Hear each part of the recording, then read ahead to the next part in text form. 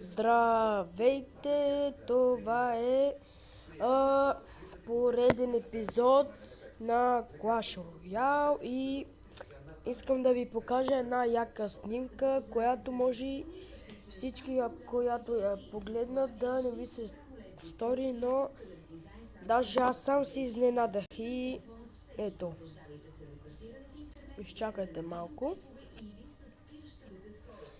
Както виждате от Magical Chest, Legendary Card, Lava Hound, който не я знам. Но ако сте объркани от коя точно, не от батъл, ами от една битка. Спечелих я и днеска, на другия ден общо казано, както се казва, отварям и какво да си кажа, айде, 480 голд, 13 барбериана, 14 миниархор, 14 фаредж, така, 25 арчерс, 17 фурнърс и 3 гоблин хъта и се очудих, че или ще Legendary или пак епик. И изчаках няколко, една минута най-много, не една минута да кажем 3 секунди, защото ако беше легендарка да се изненадам. Иначе цък, натискам и Legendary, както виждате хора, легендарка. Така, да започваме Clash Royale. Новите футболни герои. Те са млади, но вече са любимци. Къде се гради новото златно футболно поколение. Да седи, да пие, да пуши и да плува. Война на световете в смени жената. Така, Истории за надеждата и доброто. ето, както знаете, има майнер. И ако мислите, че ви лъжа, ето, Гениева и Иван Филчев. 3000 живот, 45 демидж и така. Красимир Каракачанов. Златана Йончева избра другата страна на барикадата. Експлозивно. И да знаете, От Италия, която роди на 60. ето ga Legendary Chest. Така, Главната роля. остават 4 часа. Ще бъдат тук.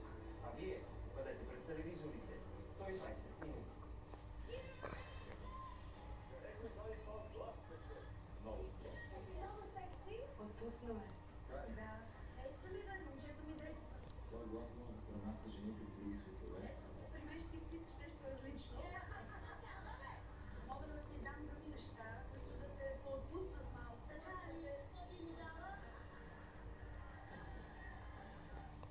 Гласът на България. Неделя от 20 часа. Валентина в телевизията.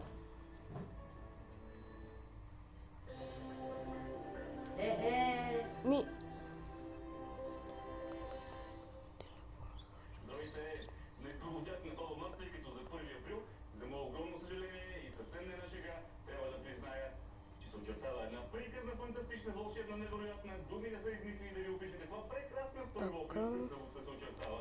А аз наистина мога само да съжалявам, защото съм на работа, но пък вижте само как съм се погрижил за вашата почивка. Съблякал съм ги чисто голи голенички, съботните слънца, за да не кажете, че прикриваме някаква първоаприлска шашма и измама. както виждате, не става да се купа и да си взема. Че изобщо няма да успеят да прикрият слънчевите прелести. Няма майтап, няма лъжа, бройте си я и ярко слънчева и повече от прекрасна съботата в абсолютно цялата страна.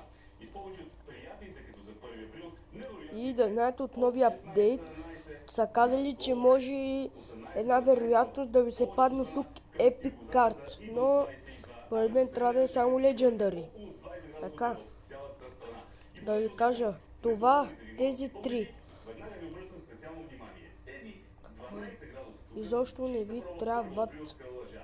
С всичкото ярко и жарко слънце, на припет ще се усещат Така, като да направим една Ако битка. случайно има рекламации, приемам ги до 20 часа до вечера. Чакайте И малко. сега, хич не ми си иска, ама трябва да зачекна и тази тема. В ранното утро в много места ще е около нулата и на ръба да падне под нея. За един приятел ми е и за посевите и овошките, иначе ние с лекота ще си я проспиме събота сутринта. И сега внимание! С планината шега не бива и затова, колкото и да е непрофесионално, давам ви гаранция и в двата почини дни ще е хем безкрайно слънчева и хем вече мирише на пролет, хем все още с много сняг и с доста добри условия за ски. Казвам ви, голяма грешка ще е да пропуснете планината и в събота, и в неделя, която понеже по-слънчева няма на къде ще вземе още по-топла да стане. Краткият вариант на цялата прогноза. Ползвайте ги с удоволствие и без мярка почивните дни, че после като завали, да не се знае кога ще се озати. Приятна вечер, спите!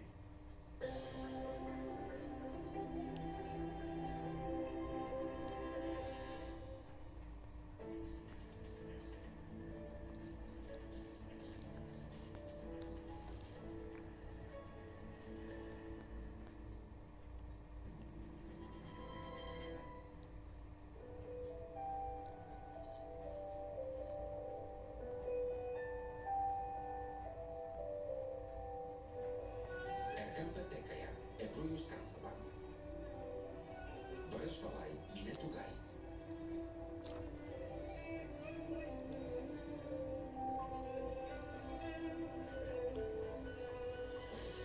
Tolgatekin, Nosel Kyse. Ahuietu, Ertuğrul Postolu и други.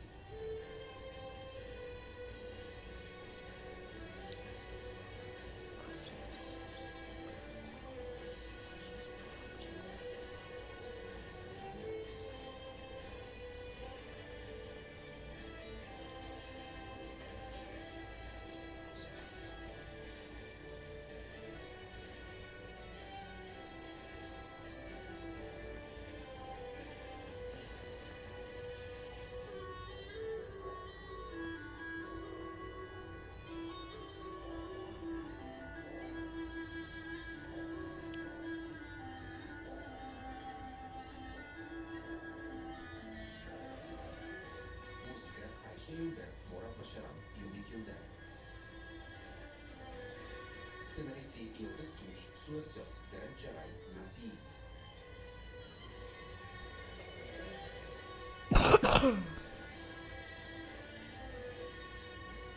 Режисьор Алтан Тюрмес. Твоят мой живот.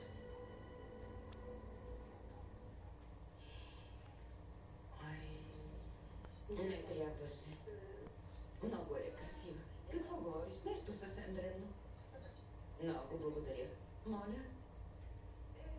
Откъде идваш? Видях. Закусихме заедно.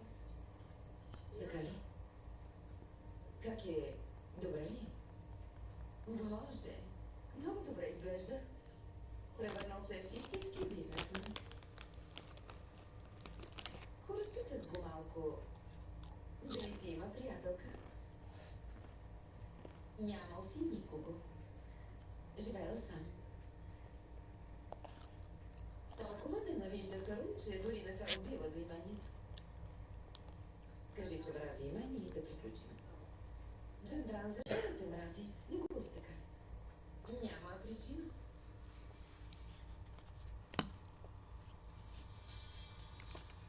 Много съжалявам, но трябва да напуснете днес. Госпожо Нор, съзнавам, че много се изложих пред вас.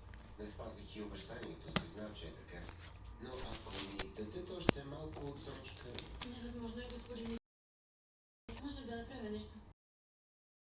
Че направих всичко възможно заради вас.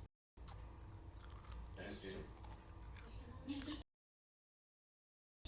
не искаме пътищата ни да се разделят заради подобно нещо. Обаче процедура, за съжаление, работи по този начин. Имате право, разбира се. Много съжалявам. Не се разстройвайте. Госпожо Нор, Да, имам последна молба. Искам да разстройвам баба. Искам да й кажа последна. Ако няма да е проблем, вещите и да останат. можете да ги приберете.